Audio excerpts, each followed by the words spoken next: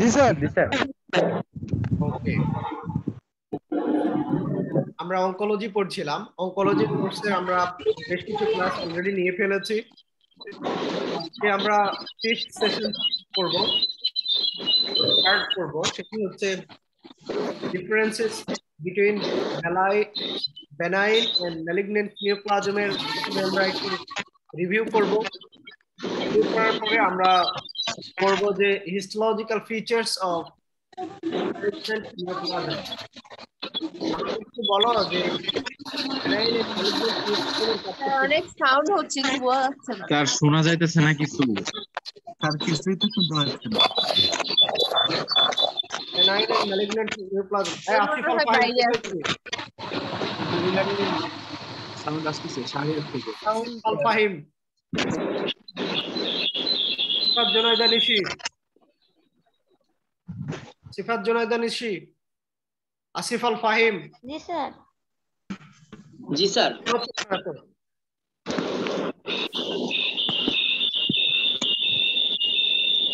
তোমরা দুজনে বন্ধ রাখো, দুজনে মিউট রাখো। হ্যাঁ, আসিফ আল ফাহিম কোথায় গেছো তুমি? জি স্যার, আসি স্যার। না, শব্দ হচ্ছে কেন এত? অতিরিক্ত শব্দ করা যাবে না। আনমিউট অবস্থায় থাকবে, ভালো এনভায়রনমেন্টে থাকবে যেন শব্দ না আসে। এবং নেক্সট ক্লাস থেকে ভিডিও অন করে রাখতে হবে। তোমরা অনলাইন ক্লাস করছো, অনলাইন ক্লাসটা যাতে একটু অ্যাক্টিভ হয়। একজন লিখেছে শোনা যাচ্ছে না, এখন থেকে শোনা যাবে প্লিজ। স্যার, স্যার আমার এখানে বেশি শব্দ হচ্ছে কারণ স্যার ওই যে শাওনের ফোনও চলতেছে, আমার ফোনও চলতেছে, তো স্যার যার কারণে শব্দটা একসাথে বাফারিং করতেছে। তোমরা ওটা বন্ধ রাখবে। কিভাবে বন্ধ রাখবে? That's your duty. এটা এনশিওর করো যে তোমাদেরটা বন্ধ থাকছে। তোমাদের ওখান থেকে কোনো শব্দ আসবে, এটা অ্যাকসেপ্ট করা হবে না। আরো সবার ডিস্টার্ব হচ্ছে।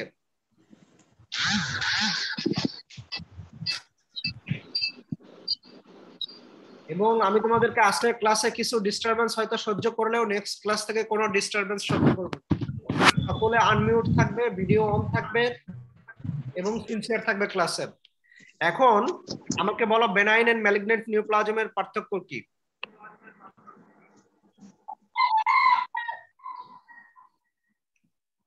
কে বলবে benign and malignant sir neoplasm?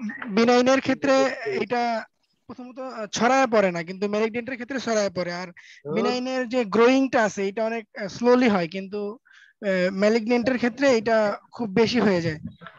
আর এদের যে সারাউন্ডিং টিস্যু থেকে বিনাইনকে সহজে সেপারেট করা যায়, কিন্তু ম্যালিগন্যান্টটাকে সহজে মানে ডিটিকেটেড করা যায় না।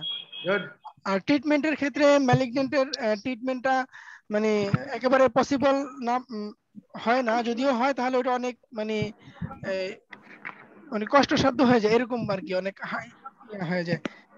আর স্যার এখানে ওই মাইটোটিক ফিগার দেখা যায় হচ্ছে বিনাইনের ক্ষেত্রে, আর ম্যালিগন্যান্টের ক্ষেত্রে অ্যাবনরমাল মাইটোসিস ঘটে। আর আর এগুলো মূলত হচ্ছে আইডেন্টিফায়ার ইগুলো। আর হচ্ছে টিস্যুর ক্ষেত্রে, টিস্যুর গ্রোয়িং এর ক্ষেত্রে যে বিভিন্ন টিস্যু যে আছে আমাদের, এই টিস্যুগুলার ডেভেলপমেন্টের স্টেজে, যেমন গ্র্যানুলার টিস্যুতে যদি হয় তাহলে মানে কোনটাকে কি বলবো স্যার, এইভাবে আবার আইডেন্টিফাই করা যায় সেলুলার অরিজিন আর বিহেভিয়ারের উপর ভিত্তি করে আর কি স্যার। হ্যাঁ, অনেক সুন্দর বলেছে মেহেদি। ওটা গ্রানুলার না, ওটা গ্ল্যান্ডুলার। স্যার হ্যাঁ, অনেক অনেক ধন্যবাদ। মেহেদি হাসান পড়েছে বা অ্যাটলিস্ট খুব ভালো আইডিয়া নিয়েছে, এটা বোঝা যাচ্ছে। এগুলো মনে রাখবে, এগুলো মনে রাখতে হবে। পরীক্ষার জন্য যেমন গুরুত্বপূর্ণ, একই সাথে সারা জীবন এটি কাজে লাগবে। ধন্যবাদ মেহেদি হাসান।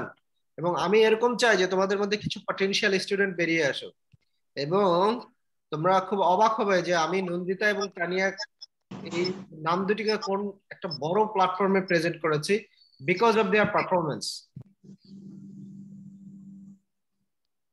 আমার কাছে প্রত্যেকটা স্টুডেন্ট গুরুত্বপূর্ণ, কিন্তু সেই স্টুডেন্ট তত বেশি গুরুত্বপূর্ণ, তত বেশি তাকে ভালোবাসি, তত বেশি তাকে পছন্দ করি যে যত বেশি পড়াশোনা করবে, যত বেশি সিনসিয়ার হবে। তোমাদের ছাত্র শিক্ষক আমাদের যে সম্পর্কটি, এটি হলো আমাদের সম্পর্কের ভিত্তি। এটি হলো আমাদের সম্পর্কের ভিত্তি, এটি সবসময় মনে রাখবে। মেহেদি, অনেক ধন্যবাদ, অনেক ভালো করেছো। আর কেউ কিছু বলবে বেনাইন এন্ড ম্যালিগন্যান্ট নিউপ্লাজমের পার্থক্য নিয়ে? জি স্যার, আমি বলতেছি স্যার। হ্যাঁ বলো। ও তো বলছে স্যার বাকিগুলা, আমি স্যার বাকি যেগুলো বলতেছি সেটা বলছি। সেটা হলো স্যার বেনাইন টিউমারটা হলো local tumour sir. Local tumour হলো যে আমাদের সাবকিউটেনিয়াসে হয়। আমাদের হলো সাধারণত এক টিস্যুতেই আমাদের থাকে, টিস্যু ভেদ করে না, মানে অন্য টিস্যুতে যায় না। আর ম্যালিগন্যান্ট হচ্ছে জেনারেল টিউমার। এটা হয় যেমন ব্লাডে হয়, যে আমাদের টিস্যু ব্লাড, যেমন আমাদের বেশিরভাগ ক্ষেত্রে ব্লাডটাই ট্রান্সফার হিসেবে কাজ করে। কারণ ম্যালিগন্যান্ট সিস্টেমিক টিউমার ক্ষেত্রে স্যার ব্লাডই আমাদের ছড়ায় দেয় দেহে। তো ব্লাড ক্যান্সার অথবা যদি কোলন যদি আবার ব্লাডে চলে যায়, ওগুলাকে ম্যালিগন্যান্ট বলে। তারপরে স্যার বেনাইন টিউমার যেটা হলো সেটা হলো এক্সটেনশন, আর ম্যালিগন্যান্ট হলো ইনভেশন, কারণ এটা ছড়ায় দেয় স্যার। তারপরে স্যার ম্যালিগন্যান্টের হলো টিউমার, এটা স্যার খুব ইজি, এটা লোকালি সার্জিক্যাল রিমুভ করলেই আসলে এটা করা যায়। বাট ম্যালিগন্যান্টের ক্ষেত্রে আসলে সম্ভব না, এই জন্য হয়তো কেমোথেরাপি করা লাগে অনেক সময়। সার্জারি তো একটা অপশন থাকে, কেমোথেরাপি লাগে, রেডিওথেরাপি লাগে, এছাড়াও স্যার আরো কিছু হয়তো মানে ব্যাপার থাকে। তো এই দুটোই স্যার, এগুলোই পার্থক্য। Thank you sir. আরেকটা হলো এটা সহজে মানে রিকারেন্ট করে না বেনাইনটা, কিন্তু ম্যালিগন্যান্টটা দেখা যাচ্ছে অনেক ক্ষেত্রে রিকারেন্ট করতে পারে। রিকারেন্ট মানে কি মিম? স্যার এটা পুনরুৎপত্তি। গুড, পুনরুৎপত্তি মানে বারবার ফিরে আসা। ওই যে আমি একটা মানে ঘোস্টার ছবি দিয়ে বলেছিলাম আই এম ব্যাক, ও মাঝে মাঝে ফিরে আসে, অনেক ক্ষেত্রেই ফিরে আসে, কিন্তু বেনাইন ফিরে আসে। গুড, আমরা অনেকগুলি পয়েন্ট পেয়েছি। আমার ভালো লাগছে যে তোমরা বিষয়গুলি বুঝতে পেরেছো, এবং এই যে বোঝাটা, তোমাদের আন্ডারস্ট্যান্ডিংটা, এটি গুরুত্বপূর্ণ। পরীক্ষা যেমন গুরুত্বপূর্ণ, পাস করা যেমন গুরুত্বপূর্ণ, এই আন্ডারস্ট্যান্ডিং গুলি তোমাদেরকে অনেক সাপোর্ট দেবে। তাহলে আমি আজকে পড়াটা খুব ছোট্ট একটা পড়া নেব, ছোট্ট একটা পার্ট নেব, একটু খেয়াল করবে যে কি কি পরিবর্তন হচ্ছে আমাদের আজকের মেজর। যে ম্যালিগন্যান্ট নিউপ্লাজমের ক্ষেত্রে কি কি ফিজিওলজিক্যাল ফিচার থাকে,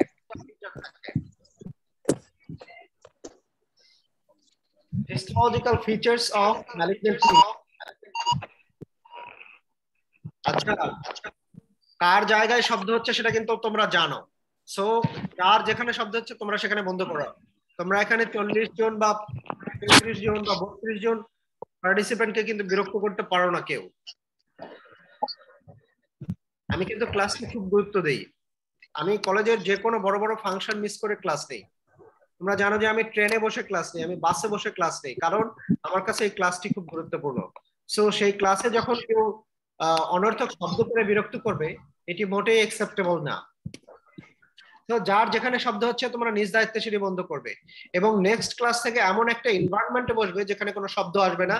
অবশ্যই তোমাদেরকে আনমিউট থাকতে হবে এবং পারতপক্ষে ভিডিও অন করে রাখতে হবে নেক্সট ক্লাসে। এ ব্যাপারে সিনসিয়ার থাকবে। এখানে আমি দুইটা ছবি দিয়েছি। উপরের ছবিটাতে প্রথমে বাম পাশে একটা নরমাল সেলকে দেখানো হচ্ছে। এই নরমাল সেলটা ধীরে ধীরে পরিবর্তন হতে হতে হতে হতে হতে আলটিমেটলি ম্যালিগন্যান্সিতে যায়, অর্থাৎ ম্যালিগন্যান্ট টিউমার হয়। In this mean time malignant tumour হওয়ার আগে প্রায় সবগুলি ক্ষেত্রেই প্রথমে আগে বেনাইন টিউমার হয়, লোকালাইজড টিউমার হয়। যেমন এই যে রিয়াদ বললো যে লোকাল টিউমার, একটা স্থানীয় টিউমার। এই যে বেনাইন টিউমারটা হয় কিভাবে হয়? প্রথম ধাপে মানে টিস্যুর প্রলিফারেশন কিন্তু একটা রেগুলার প্রসেস, মাইটোসিস মিয়োসিস এগুলি কিন্তু একটা রেগুলার প্রসেস। এই রেগুলার প্রসেসটা যখন আনকন্ট্রোলড হয়ে যায়, এবং মূলত হয় হচ্ছে এই যে ডিএনএ বা ক্রোমোজোমের যে সিকোয়েন্সিয়াল অল্টারেশন, মিউটেশন, এগুলির কারণে তখন পরিবর্তন হয় প্রথমে। এই পরিবর্তনটা যখন আনকন্ট্রোলড হয়ে যায়, ইরেগুলার হয়ে যায়, সাথে সায়েন্টিস্টরা আরেকটা কথা বলেন অ্যাট ফাংশনাল ইংলিশ হলো নো স্পেসিফিক ফাংশন।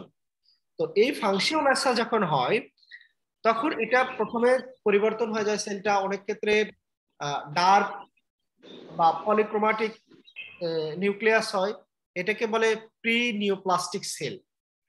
এই প্রি নিওপ্লাস্টিক সেলটা আবার যখন ফার্দার ডিভাইড হয়, এটা তখন বেনাইন টিউমার হয়।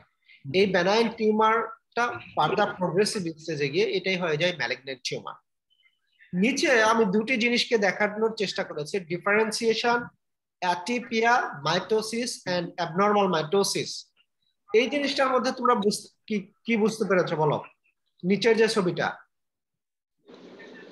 মাউস পয়েন্টারের মাথায়, তানিয়া বলো এই ছবিতে কি বোঝানো হচ্ছে?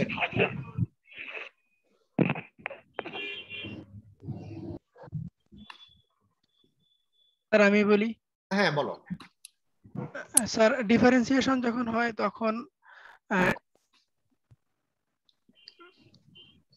উপরের ছবি আর নিচের ছবির মিল আছে এবং একটা সম্পর্ক আছে, সেটা মিলে বলো।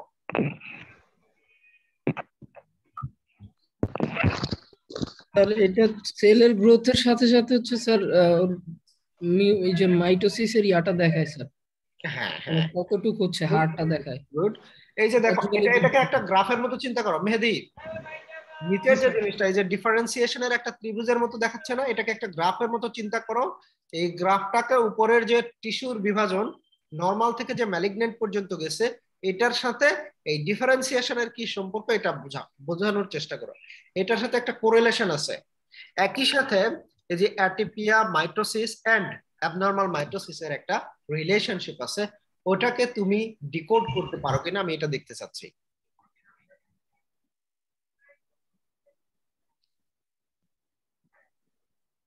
দেখো আবারও বলছি, হ্যাঁ বলো বলো। স্যার প্রথমে স্যার ওই যে নরমাল সেল আছে স্যার, হ্যাঁ স্যার ওখানে স্যার অ্যাবনর্মাল মাইটোসিস কম হয়, যার কারণে স্যার একটু সরু আছে sir. Good good, perfect perfect. হ্যাঁ স্যার স্যার ডিফারেন্সিয়েশনে স্যার যেখানে স্যার চেকন আছে স্যার, ওখানে স্যার ওই গ্রাফের স্যার মোটা আছে, ওখানে স্যার ওই যে ম্যালিগন্যান্ট ওখানে স্যার অ্যাবনর্মাল মাইটোসিস বেশি হয় স্যার, মাইটোসিস বেশি হয় স্যার, অ্যাটিপিয়া বেশি হয়, এইরকম। Good good. আর ডিফারেন্সিয়েশনের কি ক্ষেত্রে কি হবে স্যার? ডিফারেন্স যেখানে স্যার ত্রিভুজের স্যার স্যার মোটা অংশ স্যার, এখানে স্যার চিকন, তার মানে এগুলো কম হবে স্যার। গুড অ্যাবনর্মাল মাইটোসিস কম হবে, গুড। অ্যাটিপিয়া কম ডিফারেন্সিয়েশন কি হবে? স্যার প্রথম দিকে হচ্ছে ডিফারেন্সিয়েট করা যাবে বেশি ভাবে, আর পরে মানে মাইটোসিস যত বেশি হবে তখন হচ্ছে ডিফারেন্সিয়েটটা হচ্ছে কম করা যাবে। Good good, perfect. হামজালা এবং সৌমিতা দুজনে খুব ভালো বলেছে, এবং এটি একেবারে মূল কথা। আমি হয়তো এটাই বলতাম, আমি চাচ্ছিলাম যে তোমরা ততটুকু বোঝো। আমার ভালো লাগে এই জিনিসগুলি, যে তোমরা যখন আমি একটা জিনিসকে ফুটে তোলার চেষ্টা করছি এবং সেটা তোমরা বুঝতে পারছো, এবং আমার কাছে মনে হয় যে একটা ক্লাসের সাকসেস এটাই, যে আমি যেটা বলতে চাই, বোঝাতে চাই, সেটা তোমরা ধরতে পারছো, ডিকোড করতে পারছো। হ্যাঁ একদম পারফেক্ট। সেটা হচ্ছে যে একটা নরমাল সেল, আমি যে প্রথমে গ্রাফের সিকোয়েন্স দেখিয়েছি, মাউস পয়েন্টারের মাথায় normal cell, pre neoplastic, benign and malignant, এই ধাপে ধাপে ধাপে ধাপে হয়ে যাচ্ছে। তো একটা নরমাল সেলের ডিফারেন্সিয়েশন মানে ধরো একই রকমের সেল থাকবে, একই রকমের সেলুলার যে স্ট্রাকচারস দিয়ে যে একটা টিস্যু গঠিত হবে, এইটা সময়ের প্রেক্ষিতে যখন সে প্রি নিওপ্লাস্টিক, বেনাইন অথবা ম্যালিগন্যান্ট হবে, তখন এই যে ডিফারেন্সিয়েশনটা অনেক কমে যাবে। হোয়ারেস উল্টার দিকে কি ঘটনা হবে, যত তার ম্যালিগন্যান্সির দিকে যাবে তত তার অ্যাটিপিয়া মানে অ্যাটিপিক্যাল সেল, ইরেগুলার সেল, অস্বাভাবিক ধরনের সেল সংখ্যা বেড়ে যাবে, অথবা যত তাদের অস্বাভাবিকতার মাত্রা বেড়ে যাবে, মাইটোসিসের রেশিও অনেক বেড়ে যাবে, অ্যাবনর্মাল মাইটোসিসও অনেক বেশি হবে। গুড, থ্যাংক ইউ হামজালা এন্ড মেহেদি, সৌমিতা। তাহলে আমরা আরেকটু দেখি, স্পেসিফিক দেখি। আমরা তো একটা আউটলাইন দেখলাম যে হিস্টোলজিক্যাল ফিচার্স গুলি কিরকম হয়, আমরা একটু স্পেসিফিক দেখবো এরকম এবার কি কি হয়। আমরা একটু উল্টা দিক থেকে দেখবো, আনকন্ট্রোলড প্রলিফারেশন। এটা তোমরা আমাদেরকে আগেই বলেছি যে হিস্টোলজিক্যাল ফিচার্স এর মধ্যে অনেকগুলি ফিচার্স আছে। নিচের এই যে স্ট্রাকচারটা সবচেয়ে বেশি বা সবচেয়ে গুরুত্বপূর্ণ বা major point, first focal point আমরা যেটাকে বলবো আনকন্ট্রোলড প্রলিফারেশন হবে। এটা তোমরা বহুবার বলেছি। দ্বিতীয় নাম্বার যে point, escape from apoptosis. Apoptosis জিনিসটা কি? স্যার একটা সেল যখন নিজে নিজে ভেঙে যায়, মানে সেলের বিভিন্ন অংশ, এটাকে অ্যাপোপ্টোসিস বলে। স্বাভাবিক মৃত্যু। হ্যাঁ হ্যাঁ, নন্দিতা কি বলতে যাচ্ছিলে বলো।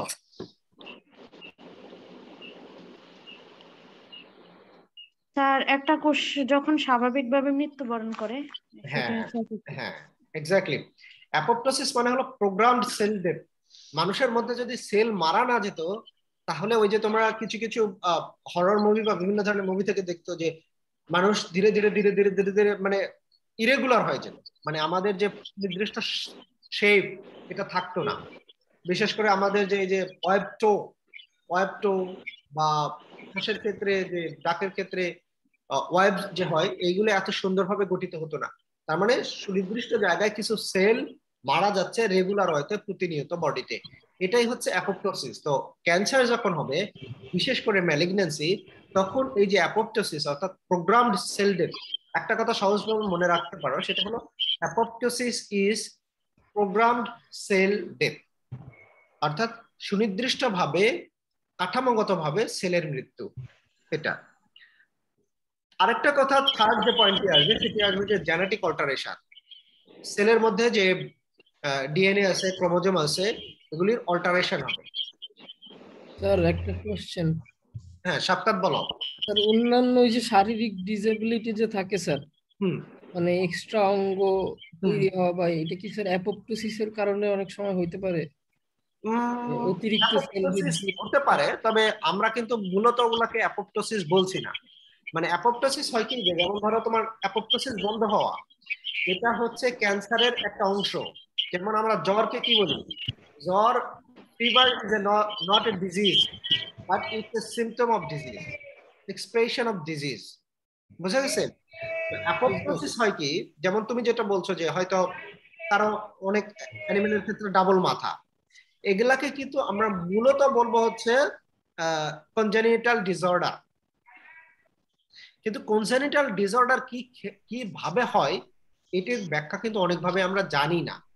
আমি তোমাদেরকে যখন এমব্রায়োলজি ক্লাস পড়াচ্ছিলাম, তখন আমি বলেছিলাম যে এই যে জেনেটিক ডিসঅর্ডার গুলি কেন হচ্ছে, এগুলো কিন্তু সুনির্দিষ্ট স্পেসিফিক আনসার আমরা অধিকাংশ ক্ষেত্রেই জানি না। তবে অ্যাপোপ্টোসিসও একটি কারণ হতে পারে। অনেকগুলা কারণের মধ্যে একটা হতে পারে। হ্যাঁ, অনেকগুলি কারণের, এক্স্যাক্টলি এটাই, অনেকগুলি কারণের মধ্যে এটিও একটি কারণ। এরপরে বলছিলাম যে জেনেটিক অল্টারেশন, অর্থাৎ তার মধ্যে যে জিন আছে, যেটি একটা অ্যানিমেলের বৃদ্ধি, তার যে অ্যাপোপ্টোসিস, এগুলো কিন্তু সবই প্রোগ্রাম করা আছে, প্রোগ্রামিং করা আছে, কোডিং করা আছে। তোমাদের যারা কোডিং করা সম্পর্কে আইডিয়া আছে বা প্রোগ্রামিং সম্পর্কে আইডিয়া আছে, দেখো একটা ইয়ের মধ্যে কিন্তু সবকিছু বসানো থাকে যে কি হবে, সবকিছু ওখানে কিন্তু কোডিং করা থাকে যে কিভাবে কি এক্সপ্লেইন করা হবে। তো এই জেনেটিক কোডিং এর মধ্যে কিন্তু সবকিছু এক্সপ্রেশন করা থাকে যে কিভাবে কি হবে, কোনটা অ্যাপোপ্টোসিস হবে, কি হবে। তো এইটা কি হয়, এটা অল্টারেশন হয়ে যায়, যার কারণে অ্যাপোপ্টোসিস ঠিকমতো হয় না। টেলোমারেজ এক্সপ্রেশন, টেলোমারেজ কি? স্যার একটা এনজাইম। এনজাইম, এই এনজাইমটার এক্সপ্রেসড হয়ে যায়। নিও অ্যাঞ্জিওজেনেসিস, অ্যাঞ্জিওজেনেসিস কি, নিও অ্যাঞ্জিওজেনেসিস কি?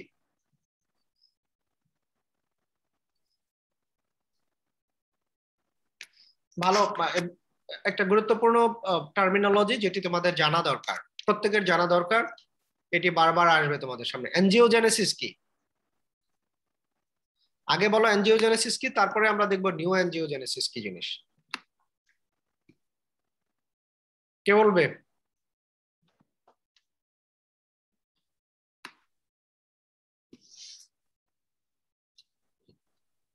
আই কি হলো, সবাই চুপ থাকলে হবে না, বলতে হবে, কেউ না কেউ বলতেই হবে। মেহেদী হাসান,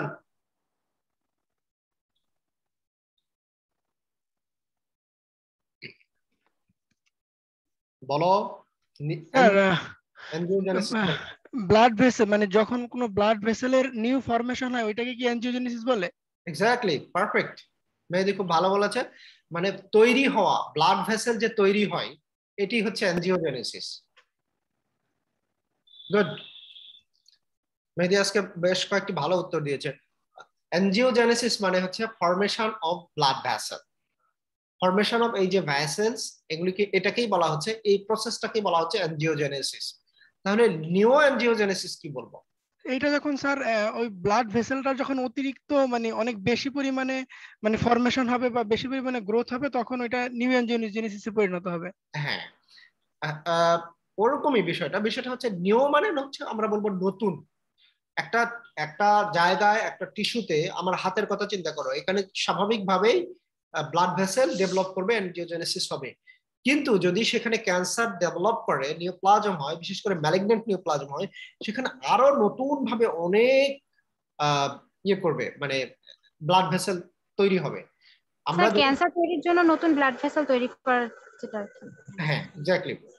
এবং আমরা যদি কখনো দেখার সুযোগ পাই যে এরকম একটা হিস্টোলজিক্যাল স্লাইড যদি আমি তোমাদেরকে কখনো দেখাতে পারি, তাহলে অবশ্যই নোটিস করবে এবং দেখবে সেখানে প্রচুর ব্লাড ভেসেল কি পাবে, প্রচুর আর্টারি পাবে, প্রচুর ভেইন পাবে সেখানে। এরপরে এসে নিউক্লিয়ার অ্যাটিপিয়া, যেটি আমি তোমাদেরকে বললাম যে তার যে নিউক্লিয়াস আছে, এই নিউক্লিয়াসের পরিবর্তন হবে, নিউক্লিয়ার ম্যাটেরিয়ালসের পরিবর্তন হবে। অধিকাংশ ক্ষেত্রে আমরা যদি ইন জেনারেলি বলি, এটা হচ্ছে ডার্কার হবে, ক্রোমোজোমের আধিক্য দেখা যাবে। একটু আগে তোমরা যেটা বললে মেটাস্টেসিস অর ডিসিমিনেশন, বিভিন্ন জায়গায় মেটাস্টেসিস হবে, ছড়িয়ে পড়বে। ইনফিলট্রেটিভ গ্রোথ, অনেক ইনফিলট্রেটিভ টিস্যু হবে এবং ভেসেলস ইনফিলট্রেশন হবে। এন্ড ফাইনালি মোস্ট ইম্পর্টেন্টলি কথা হলো increased mitosis and abnormal mitosis.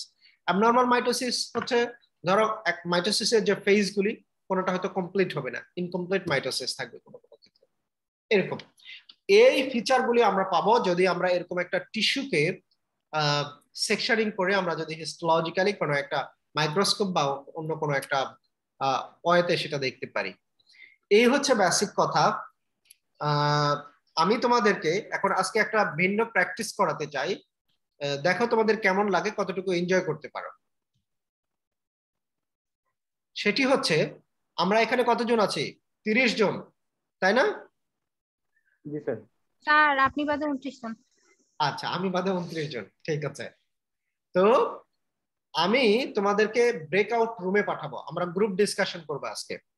আমরা 5 জন করে একটা গ্রুপে যাব। এই 5 জন করে একটা গ্রুপে গিয়ে পুরো অঙ্কোলজি নিয়ে আমরা একটু পড়াশোনা করব। আমি তোমাদেরকে 7 মিনিট সময় 7 মিনিট সময়ের পরে তোমরা সেখান থেকে ফিরে আসবে। আমি আমি আমি সিস্টেমটা দেখাচ্ছি, আমি নিজেও সিস্টেমটা নতুন শিখেছি এবং আমার কাছে মনে হচ্ছে বেশ ইন্টারেস্টিং। তোমরা চাইলে এটাকে তোমাদের জন্য ইয়ে করতে পারো, জয়েন করবে। তোমাদেরকে রুম দেখাবে, জয়েন্ট ব্রেকআউট রুম দেখাবে, তোমরা সেই ব্রেকআউট রুমে জয়েন করবে। ব্রেকআউট রুম হলো, জিনিসটা হলো, ধরো আমরা এখন একটা ক্লাসরুমে আছি, ধরে নাও যে আমাদের একটা ক্লাসরুমে আছে আমাদের কলেজে। সেখান থেকে আমি তোমাদেরকে 3 জন 4 জন 5 জনের একটা ছোট ছোট গ্রুপ করে দিলাম, তোমরা বিভিন্ন জায়গায় চলে গেলে, কেউ মাঠের মধ্যে বসলে, কেউ কোনো একটা রুমে গেলে, কেউ হয়তো ডরমেটরিতে চলে গেলে, গিয়ে 2 জন 3 জন 4 জন 5 জন মিলে ডিসকাস করে 5-7 জন পরে এসে আমি যে অ্যাসাইনমেন্টটা তোমাদেরকে দিয়েছিলাম, যে গ্রুপ ডিসকাশনটা দিয়েছিলাম, সেটা নিয়ে এসে আমি তোমাদেরকে জিজ্ঞেস করব যে তোমাদের মধ্যে কি আলোচনা হলো। তো আমি এরকম 6টা গ্রুপ তৈরি করছি। এই 6টা গ্রুপে তোমরা জাস্ট তোমাদের স্ক্রিনে একটা জিনিস যাবে, তখন সেটা তোমরা ক্লিক করবে, ক্লিক করে হ্যাঁ, আমি তোমাদের 6টা গ্রুপ তৈরি করেছি এবং বিভিন্ন জনকে বিভিন্ন গ্রুপে দিয়েছি, ঠিক আছে? তোমরা সেই গ্রুপগুলিতে জয়েন করো, জয়েন করে আমি সময় দিব, কত মিনিট সময়? 5 মিনিট সময়, ঠিক আছে? 5 মিনিট সময়। স্যার এই ক্ষেত্রে আমরা কিভাবে বুঝবো যে আমাদের এখানে 5 জন আছে, বা ধাপে ধাপে যে হবে এটা? আচ্ছা, ওইটা ওইখানে ঢুকলেই দেখতে পারবে যে তোমার সাথে আরো তোমার বন্ধুরা জয়েন করছে ওই রুমে। স্যার ওই তখন কি স্যার মিটিংটা আলাদা হয়ে যাবে না, মানে হ্যাঁ, আলাদা হয়ে যাবে, প্রত্যেকের রুম আলাদা হয়ে যাবে। দেখো কেমন লাগে।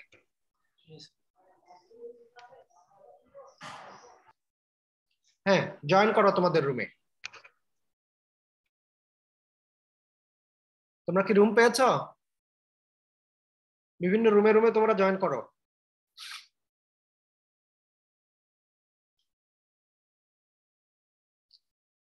পাঁচ মিনিট পরে ফিরে আসবে, অনলি 5 মিনিটস।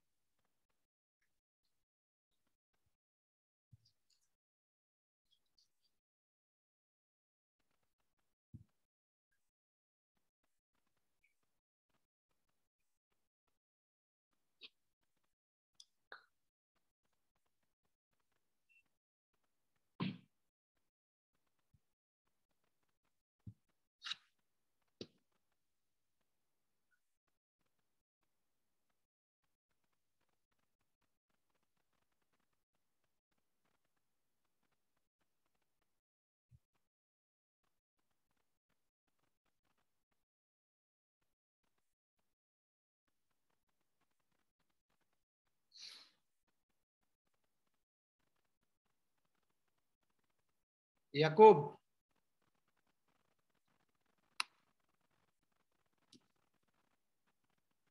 খাদিজা আঞ্জুম, ববি,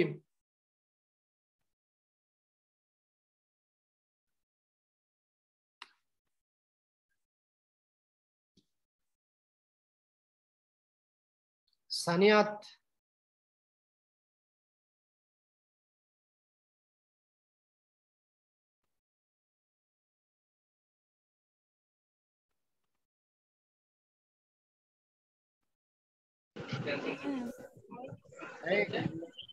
দিগন্ত আহমেদ, হ্যাঁ গ্রুপ নাম্বার 1। দিগন্ত আহমেদ শিমুল, তুমি আমাকে হেল্পের জন্য কি হেল্প দরকার বলো। স্যার অ্যাকচুয়ালি আমার বাসায় ইলেকট্রিসিটি ছিল না, আমি এখনই জয়েন দিলাম।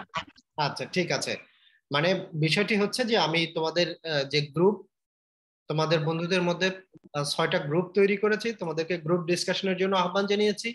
তোমরা এখানে আলাপ করবে যে আমরা এই অঙ্কোলজি ক্লাসে কয়েকটা ক্লাসে কি কি শিখেছি, কমপক্ষে 1-2টা পয়েন্ট তোমরা আলোচনা করবে এবং আমরা ফিরে এসে ওখান থেকে আলোচনা শুনবো যে কে কোন কি আলোচনা করলে তোমাদের আউটপুট কি। বোঝা গেছে? বুঝতে পারছি। তোমরা বাকি 5 জন মিলে 5 মিনিট আলাপ করো, আমি 5 মিনিট পরে শেষ করবো। 5 মিনিট আমি ব্যাক করছি। হ্যাঁ, অল দ্য বেস্ট।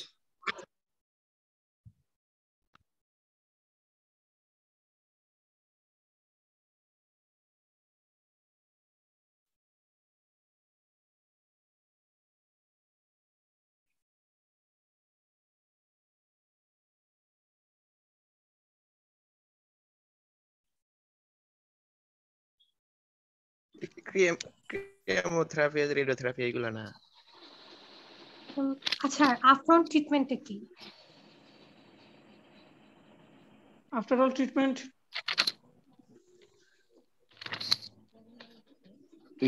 সম্পর্কে তো স্যার সব থেরাপির কথাই বললো, কেমোথেরাপি, রেডিওথেরাপি, জিন থেরাপি। হ্যাঁ, আচ্ছা, তারপরে হচ্ছে বেনাইন আর মেলিগন্যান্ট। বেনাইন হচ্ছে যেটা হচ্ছে স্প্রেড করে না বা ইনভেশন হয় না, সেটা হচ্ছে বেনাইন। আর যেটা ইনভেশন হবে এবং স্প্রেড করবে সেটা হচ্ছে ম্যালিগন্যান্ট। আচ্ছা, এর আগে ওই জায়গাটা ড্রেসিং করে ফেলি, মানে কাজটাকে আরো অগ্রসর করে রাখলাম। এ ধরনের প্রস্তুতিমূলক কাজকে আপফ্রন্ট ট্রিটমেন্ট বলে। হ্যাঁ, তারপরে অ্যাডজুভেন্ট কাকে বলে সেটা তো পারো নাকি? ভুলে গেছি। অ্যাডজুভেন্ট হচ্ছে এক ধরনের প্রভাবক যেটা ড্রাগের সাথে দেওয়া হয়। আর এই অ্যাডজুভেন্টটা হচ্ছে ড্রাগের কার্যক্ষমতা বাড়িয়ে দেয়। মূলত ড্রাগের কার্যক্ষমতা বাড়িয়ে দেওয়ার জন্য আমরা অ্যাডজুভেন্ট ব্যবহার করি। অ্যাডিনুমা কি ব্যবহার করি? এটা হচ্ছে ইমিউনোথেরাপি আর হচ্ছে গিয়ে নিউ অ্যাডজুভেন্ট একত্রিত করে তারপর হচ্ছে গিয়ে ওই ক্যান্সার সেলের ট্রিটমেন্টের জন্য মানে প্রয়োগ করা হয়।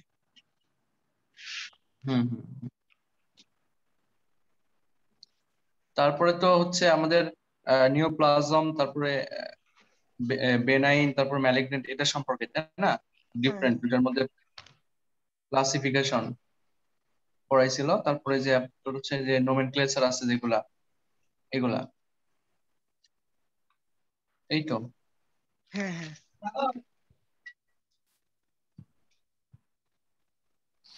আর লিউকেমিয়ার কথা বলছিল, মানে যে ব্লাড ক্যান্সার যেটা, ওখানে ডাব্লিউবিসি এর পরিমাণ অনেক বেড়ে যাবে যদি ব্লাড ক্যান্সার হয়, ওটাকে লিউকেমিয়া বলা হয় আর কি। লিউকেমিয়া, হ্যাঁ। আর কি কি আর ওই যে টার্ম আছে না? ম্যালিগন্যান্ট যে নিউপ্লাজম আছে, এটাকে কয়েকটা স্টেজে ভাগ করছে বা কয়েকটা গ্রেডে ভাগ করছে। G1 গ্রেড ছিল, G2 গ্রেড ছিল আর G3 গ্রেড ছিল। তো G1 গ্রেড হচ্ছে কি মানে ওয়েল, আর poorly differentiated, মানে গ্রেড 1, গ্রেড 2, গ্রেড 3। আচ্ছা, কোনটার পার্থক্য যেন পড়াইছিল? মেটাস্টেসিসের হার একটার হচ্ছে বেশি, একটার কম।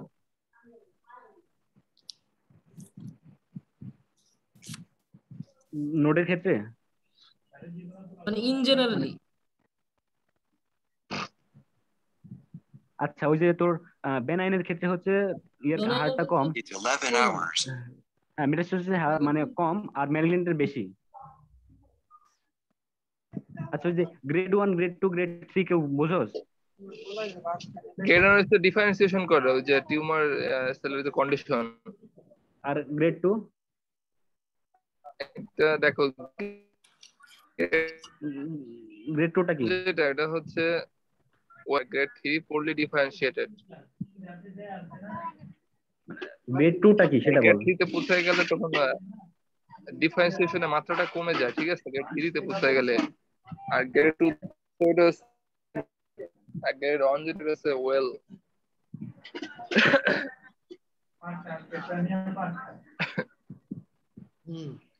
আব্দুল্লাহ জাহাঙ্গীর ভালো করে আর এখানে কি আছে দেখা সবাইকে ভালো করে বলে দাও। আব্দুল্লাহ জাহাঙ্গীর জি স্যার, সবাইকে ভালো করে বলে দাও যে গ্রেড 1 গ্রেড 2 এবং গ্রেড 3 কি জিনিস, ক্লিয়ারলি বলো।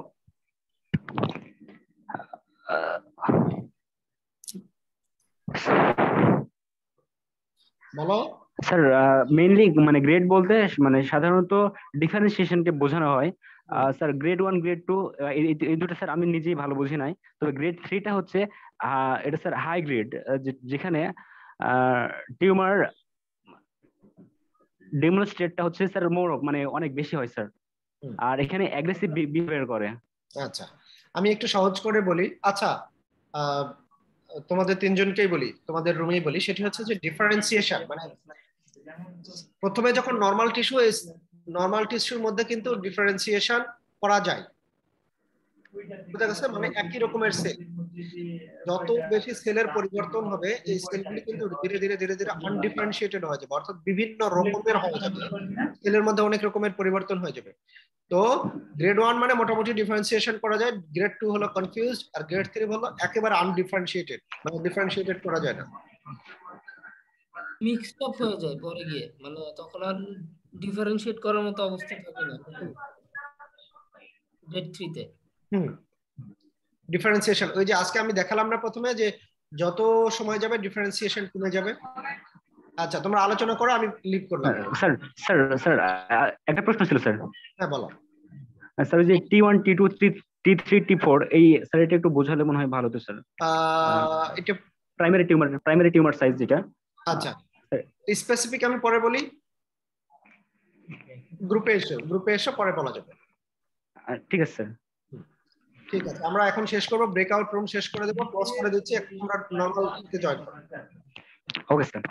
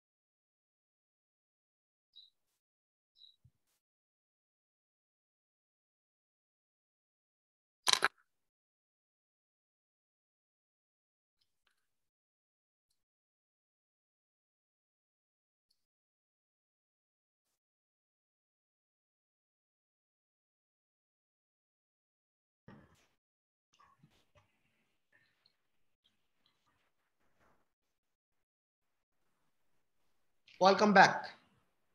শোনা যাচ্ছে? জি স্যার। জি স্যার। এখন বলো যে গ্রুপ ডিসকাশন আজকে কেমন লেগেছে? ভালো লাগছে স্যার। স্যার অনেক ইফেক্টিভ স্যার। অনেক ইফেক্টিভ। তোমরা একটু ট্রাই করে দেখো, এবং আমি তোমাদের এনজয় করার বিষয়টা কি, আমার সবসময় একটা এফোর্ট থাকে কি জানো, যেন তোমরা ক্লাসটাকে এনজয় করতে পারো। এই ক্লাসটাকে তোমাদের উপর একটা প্রেশার হিসেবে দিতে চাই না, কারণ এমনিতে পড়াশোনা ভাই কঠিন জিনিস, এটা আমিও স্বীকার করি। যেন একটু আনন্দঘন পরিবেশে তোমরা করতে পারো, আমি যেন তোমাদের উপহার দিতে থাকি, এটি আমার সবসময় প্রচেষ্টা থাকে। এবং তারই অংশ হিসেবে আমি বিভিন্ন ধরনের তোমাদের যে মডালিটি, বিভিন্ন স্টোরি নিয়ে আসি, একটা অ্যানিমেশন, একটা গ্রাফ নিয়ে আসি, কিন্তু এগুলির একটা অংশ হিসেবেই। তো তো আমাকে গ্রুপ 1 থেকে বলো, তোমাদের কি রুম নাম্বার মনে আছে, কে কোন রুমে ছিলে? না স্যার। জি স্যার, আমরা 5 এ ছিলাম। আচ্ছা, গ্রুপ 5। গ্রুপ 1 কি কারো মনে আছে যে গ্রুপ 1 এ কে ছিল? জি স্যার, আমরা ছিলাম রুম 1 এ। আচ্ছা ঠিক আছে, রুম 1 থেকে বলো স্যার যে টুতেও ছিলাম, থ্রিতেও ছিলাম। গ্রুপ 1 থেকে একজন বলো যে, গ্রুপ 1 বলতে রুম 1 মিন করছি আমি, রুম 1 থেকে একজন বলো যে তোমরা কি আলোচনা করছিলে বন্ধুদের সাথে। স্যার 5 মিনিট তো স্যার শুধু অঙ্কোলজি ডেফিনেশনটা, তারপর কি মানে কয় প্রকার অঙ্কোলজি আছে সেটা স্যার এতটুকুই আলোচনা করা হয়েছে। আচ্ছা, তাহলে বলো অঙ্কোলজি কত প্রকার আছে? স্যার 3 প্রকার, একটা হচ্ছে মেডিকেল অঙ্কোলজি, আর রেডিয়েশন অঙ্কোলজি, আর একটা সার্জিক্যাল অঙ্কোলজি। গুড।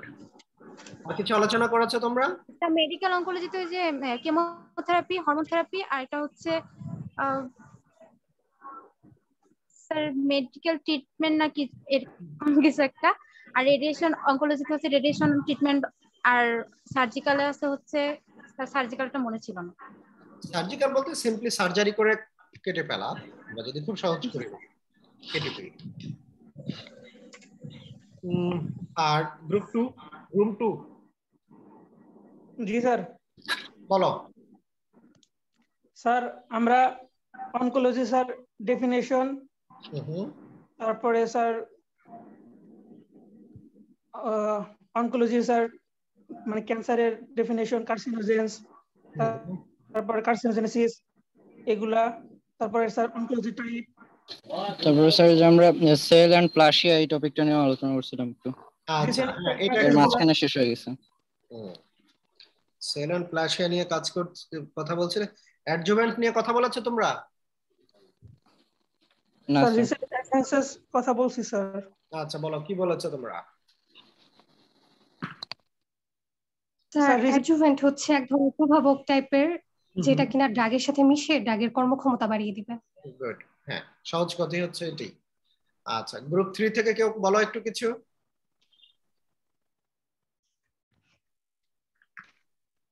গ্রুপ 3 থেকে মানে রুম 3। স্যার আমাদের রুমটা মনে নাই স্যার, এটা তাহলে মনে হয় রুম 3 হইতে পারে। আচ্ছা ঠিক আছে, বলো তোমরা কি আলোচনা করেছো। না রুম 4 ছিল। আচ্ছা স্যার আমরা রুম 4 তাহলে স্যার। আচ্ছা আচ্ছা স্যার তাহলে মনে হয় আমরা গ্রুপ 3 মনে হয়। আমরা মনে হয় রুম 3 তে ছিলাম তাহলে। হ্যাঁ বলো সৌমিতা, রিয়াদ বলো তোমরা। আমরা স্যার আজকে স্যার আলোচনা আমি রুম করছি 2 তেও ছিলাম, 3 তেও ছিলাম স্যার। কোনটা বলবো স্যার? রুম 2 এর সাথে বলে দিছি। আচ্ছা রিয়াদাকে বলো, রিয়াদ 3 তে ছিল মনে হয়, তাই না? জি স্যার। আমরা আলোচনা করছি স্যার অনকোলজি কি, তারপরে হলো ক্যান্সার কি আর টিউমার কি, ম্যালিগন্যান্ট টিউমার আর ম্যালিগন্যান্ট হলো যে আমরা আলোচনা করছি ম্যালিগন্যান্ট হলো এটা মূলত হলো ক্যান্সারের রূপ নেয়, যেটা টিউমার ওটা ম্যালিগন্যান্ট, আর বেনাইন যেটা এটা মোটামুটি টিউমার আকারে থাকে। তারপরে পার্থক্য করছিলাম, তারপরে রিসেন্ট অ্যাডভান্স পড়ছি। রিসেন্ট অ্যাডভান্স কে পড়ছে? স্যার আমরা পড়ছি। গুড, ভালো জিনিস, বলো রিসেন্ট অ্যাডভান্স। স্যার রিসেন্ট অ্যাডভান্সের মধ্যে হচ্ছে মূলত আপফ্রন্ট ট্রিটমেন্ট। হ্যাঁ গুড। আপফ্রন্ট ট্রিটমেন্ট হচ্ছে কোনো বড় ধরনের ট্রিটমেন্ট করার আগে সেটা সহযোগীমূলক কিছু সহযোগীর জন্য কিছু প্রস্তুতিমূলক কাজ আর কি আগে করতে, সেটা হচ্ছে আপফ্রন্ট ট্রিটমেন্ট। আর আপফ্রন্ট ট্রিটমেন্টের আওতার মধ্যে হচ্ছে আমাদের ইমিউন ট্রিটমেন্ট আছে, কেমোথেরাপি আছে, তারপরে মাল্টিডিসিপ্লিনারি ট্রিটমেন্ট আছে এটসেট্রা। গুড, ভালো বলেছো। হ্যাঁ রিয়াদ আর কিছু বলবে? না স্যার ঠিক আছে। ঠিক আছে, তাহলে গ্রুপ কি এখন আমরা 4 বলবো? 4 এ কেউ আছে আর? জি স্যার আমরা আছি। বলো মেহেদি হাসান। স্যার আমরা হচ্ছে অঙ্কোলজি ডেফিনেশন পড়ছি স্যার, এরপরে কার্সিনোজেনেসিস, তারপরে রিসেন্ট অ্যাডভান্সেস এগুলোও পড়া হয়েছে।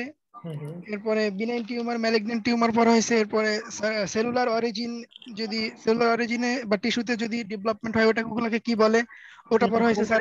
এরকম কয়েকটা বলো দেখি। কোনটা স্যার? এই যে সেলুলার বিভিন্ন সেল থেকে যখন ডেভেলপ করবে কোনটাকে আমরা কি বলবো, দু একটা উদাহরণ বলো। স্যার যদি গ্র্যান্ডুলার যদি টিস্যু হয় ওটাকে, যদি বিনাইন টিউমার হয় বা বিনাইন নিউপ্লাজম যদি হয় ওটাকে অ্যাডিনোমা বলা হয়। আর ম্যালিগন্যান্ট যদি হয় ওটাকে অ্যাডিনো কার্সিনোমা বলা হয়। এরপরে ফ্যাট বা অ্যাডিপোস টিস্যু যেটা আছে এটাতে যদি হয় তাহলে এটাকে লাইপোমা বলা হয়, আর ম্যালিগন্যান্ট হইলে এটাকে লাইপোসার্কোমিয়া বলা হয়, লাইপোসার্কোমা বলা হয় স্যার। স্মুথ মাসেলের ক্ষেত্রে লিওমায়োমা, আর ম্যালিগন্যান্ট হইলে লিওমায়োসার্কোমা। কন্ড্রোসাইট যেটা স্যার, কন্ড্রোসাইট মানে কার্টিলেজের যে সেল আছে, কার্টিলেজের সেলে যদি বিনাইন নিউপ্লাজম হয় ওইটাকে কন্ড্রোমা বলা হয়, আর ম্যালিগন্যান্ট হইলে কন্ড্রোসার্কোমা বলা হয়।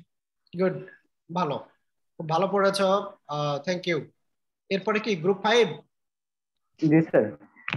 বলো Abdullah Jahangir. Sir group 5 sir গতদিনে এই দিন মানে যেদিন ক্লাস হয়েছিল ওই দিন স্যার নেটওয়ার্কের সমস্যার কারণে আমরা একটু বুঝছিলাম না, এই জন্য TMN স্যার এটা নিয়ে আলোচনা করছি আমরা গ্রুপ 5-এ। গুড। TMN টিটা হচ্ছে স্যার প্রাইমারি টিউমার সাইজ, যেটা হচ্ছে T1 T2 T4 T3 T4 আছে। তারপরে এনটা হচ্ছে স্যার নোড, মানে এখানে N1 N2 আছে। আর আরেকটা স্যার এম হচ্ছে স্যার N1 হচ্ছে স্যার ফিউ নোডের ক্ষেত্রে, মানে আর N2 বোঝা হচ্ছে মেনি নোডের ক্ষেত্রে স্যার।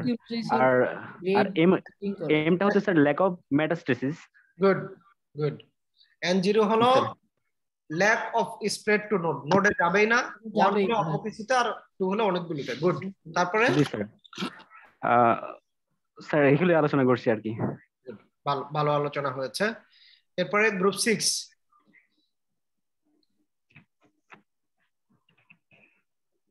গ্রুপ 6 এ কে আছে?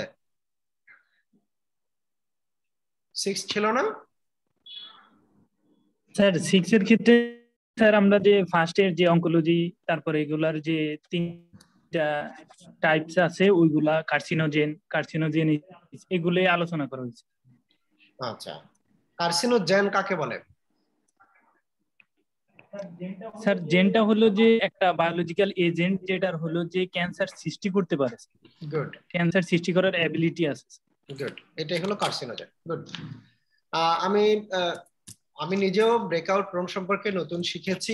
আমার কাছে মনে হয়েছে যে তোমাদের যে বন্ধুদের মধ্যে ইন্টারাকশন, এটাকে যদি কাজে লাগানো যায় এবং কাজে লাগিয়ে যদি আমরা ডিসকাশন করি, সেটা তোমাদের মধ্যে ইফেক্টিভ হবে।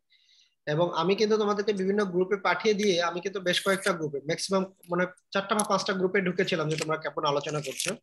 তো এই যে অপরচুনিটিগুলি, এগুলি কিন্তু অনলাইন অপরচুনিটি, এগুলি অ্যাভেলেবল যদি আমরা করতে পারি, এর সুযোগ যদি আমরা নিতে পারি, এখান থেকে সুবিধা নিলে আমাদের সেটি পড়াশোনায় অনেক সহযোগী হবে এবং সে পড়াটা ইফেক্টিভ হবে বলে আমি মনে করি। তো মাঝে মাঝে আমরা এরকম গ্রুপ ডিসকাশন করব, আমরা নিজেদের মধ্যে পড়াশোনা করব, আড্ডা দিব। আমি চাই যে আনন্দময় হোক, তোমরা একটু দুষ্টামি করো, হাসি তামাশা, পড়াশোনা একসাথে হোক, যেন ইফেক্টিভ হয়, যেন ক্লাসটা বোরিং না হয়ে যায়, মনোটোনাস না হয়। আনন্দঘন একটা পরিবেশে আমরা কিছু শিখবো, কিছু জানবো, এটাই হচ্ছে আমার উদ্দেশ্য। তোমাদের কোনো পরামর্শ থাকলে পরবর্তী ক্লাসে আমাকে জানাও। আজকে আর লেন্দি করব না। তোমাদের জন্য শুভকামনা। আগামী সপ্তাহে আবার দেখা হবে। আর তোমরা অঙ্কোলজিটা ভাই আমি অনুরোধ করতেছি ভালো করে পড়ো, এটি তোমাদেরও ভালো লাগবে, কিছু জিনিস জানতে পারবে। কারণ আমাদের আশেপাশে প্রচুর এখন ক্যান্সার রোগী, কেউ না কেউ তোমাকে জিজ্ঞেস করবে যে ভাই দেখো তো আমার এই যে ছেলে বা মেয়ে বা আমার হাজবেন্ড, এই যে ধরো আমাদের জাফরের যেটা হয়েছে, সেটা যদি তোমরা কলেজে থাকতে কেউ না কেউ কিন্তু তোমাকে জিজ্ঞেস করতোই জাফরের কি অবস্থা। তোমরা যদি এই জিনিসটা ক্লিয়ারলি বোঝো তাহলে কিন্তু বলতে পারবে যে এটা আসলে এই স্টেজে। যেমন আমাদের প্রিন্সিপাল স্যার এটা ভালো পারেন। তো এই জন্য এই জিনিসগুলো জানা দরকার, এগুলি হচ্ছে লাইফের সাথে সম্পৃক্ত, আমাদের কনফিডেন্সকে বাড়াবে। আগামী সপ্তাহে আবারও দেখা হবে, সে পর্যন্ত ভালো কাটুক তোমাদের সাপ্তাহিক ছুটি, weekend. All the best. Sir. হ্যাঁ বলো তানিয়া। স্যার আমরা কি 1 তারিখে হলে উঠতে পারবো, এরকম কিছু কি শোনা গেছে স্যার? আশা করা যাচ্ছে, তবে এখনো আমরা অভ্যন্তরীণ ডিসিশন নেইনি। গতকাল রাত 11টা পর্যন্ত আমি ব্যস্ত ছিলাম। আজকে প্রিন্সিপাল স্যারের সাথে কথা বলবো, হয়তোবা তোমাদেরকে একটা নিউজও আমরা দিতে পারবো, আশা করতেছি। জি স্যার, মানে স্যার আগে একটু নিউজটা পেলে আমরা একটু নিজেও প্রিপারেশন নিতাম। হ্যাঁ, এতদিন মায়ের বাড়িতে থেকেছো তো, এখন যেতে গেলে মায়ের বাড়ি থেকে যেতে গেলে তো একটু প্রস্তুতি লাগে, ওটা আমরা বুঝি। জি স্যার। মেয়েদের ক্ষেত্রে সবকিছু নিয়ে দিয়ে যেতে হবে। স্যার আরো কয়দিন পরে খুলেন স্যার। না লাগবে আরো কয়েকদিন পরে খুলেন স্যার, নিয়ে তো ক্লাস নিতে পারবেন না, আবার পূজার পর্যন্ত দিবেন, একবার 15 তারিখের পরে খুলেন। না স্যার রিয়াদের কথা শুনেন না স্যার। রিয়াদ তুই 15 তারিখের পর 15 তারিখ খুলুন। আচ্ছা দেখা যাক স্যার আমরা আমাদের অফলাইন ক্লাসে অনলাইন সিস্টেম করে দিব, রিয়াদ ওই ঢাকায় এখানে অনলাইনে ক্লাস করুক স্যার। আলহামদুলিল্লাহ আমরা চলে যাই। ঠিক আছে, আমরা যদি আমি তো চাই যে আমাদের কলেজের সবকিছু এখন লাইভ স্ট্রিমে চলে যাক। আমি এ ব্যাপারে স্যারদেরকে একটু রিকোয়েস্ট করি, তো সব ক্ষেত্রে তো সবার অ্যাকসেপ্ট করা যায় না, হবে হয়তো ভবিষ্যতে। ঠিক আছে, তোমাদের জন্য ভালো কাটুক সাপ্তাহিক ছুটি, দেখা হবে আগামী সপ্তাহে। স্যার পরীক্ষা তো এই সপ্তাহে নেবেন না স্যার, সামনে মানে 6 তারিখের ওদিকে না? মানে কত 6 তারিখের কথা বলেছি না গতকাল? জি স্যার। জি স্যার। যে তোমাদের একটা খুব ভালো প্রিপারেশন হোক এটা এই পরীক্ষার। এবং আমি আমরা যদি ক্যাম্পাসে যাই তাহলে তো স্যার এটা অফলাইন পরীক্ষা হয়ে যাবে। পরীক্ষা যেভাবেই হোক আমি পরীক্ষা একটা নেব। আচ্ছা স্যার। পরীক্ষা যেভাবেই হোক আমি পরীক্ষা নেব। স্যার অনলাইনে নিন স্যার। আর পড়াশোনা করলে শোনো, তোমাদের বিষয়টা আমি ভাবি যে কিভাবে দিলে আমার ছাত্ররা মানে আমার স্টুডেন্টরা এটাকে এনজয় করতে পারবে। আমি কখনো এটাকে বার্ডেন হিসাবে দিতে চাই না, এটাকে আমরা একটা, তোমরা যে খেলাধুলা করো না বিভিন্ন ধরনের, আমি ওইভাবে একটা খেলা হিসাবে একটা গেম হিসাবে নিতে চাই এই তোমাদের এই পরীক্ষাটাকে। তো একটু পড়াশোনা করো, বোঝো, বাকিটা আমার উপরে দায়িত্ব দাও, আমি তোমাদের জন্য I will do better for you, no worry. Sir আসসালামু আলাইকুম। আসসালামু আলাইকুম। ওয়া আলাইকুম স্যার আসসালামু আলাইকুম। আসসালামু আলাইকুম স্যার।